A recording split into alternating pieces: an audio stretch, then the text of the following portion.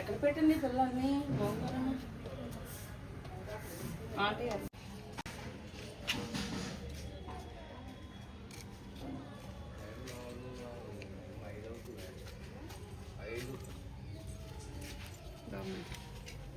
కలిగిన దేవా నీకు వందనాలు స్తోత్రాలు నాయన, సర్వోన్నతుడివి సర్వశక్తిమంతుడివి నాయన.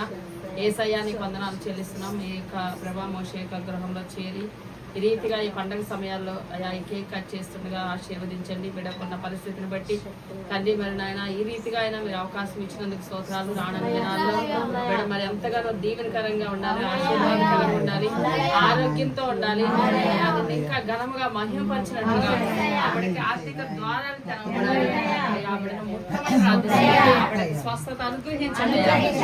ఆవిడ కూడా మరి ఎంతో ఘనముగా నేను కనపరచాలి. సామర్థ్యాన్ని కుమారుడికి దయచేయాలి, ఆవిడకి బలమును శక్తిని దయచేయాలి, కుటుంబమును దీవించడం నాయన. మంచి ఆరోగ్యాన్ని దయచేయాలి.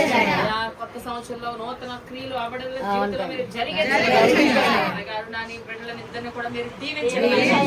కూడా మంచి ఆరోగ్యాలు దయచేయాలి. ఈ గృహంలోకి నాకన్నా ముందుగా మీరు వచ్చి ఈ గృహంలో మీరుండండి నాయన.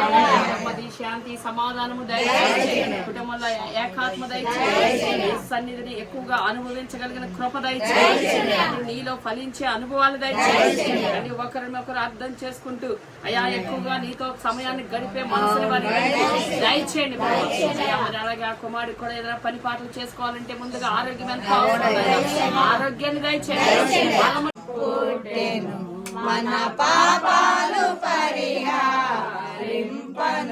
కన్య మరియమ్మ గర్భన పుట్టెను. Hallelujah. Happy Christmas, merry Christmas, happy Christmas, merry Christmas, happy new year, happy Christmas, merry Christmas.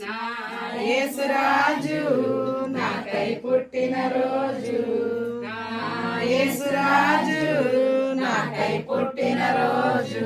హల్లెలూయా. అందరికి హ్యాపీ న్యూ ఇయర్.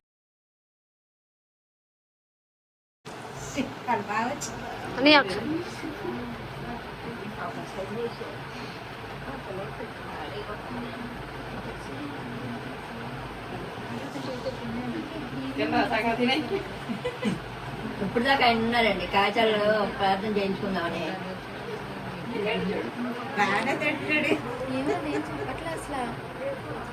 బాగా తింటాడు, బాగానే అంటాడు.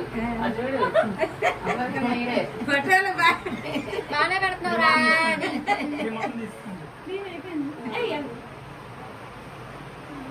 తీసుకోనండి, తీసుకురా.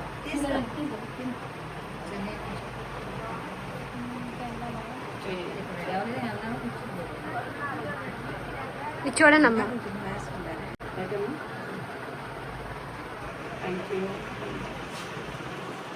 అది అందరికీ కోసి పెట్టేయండి.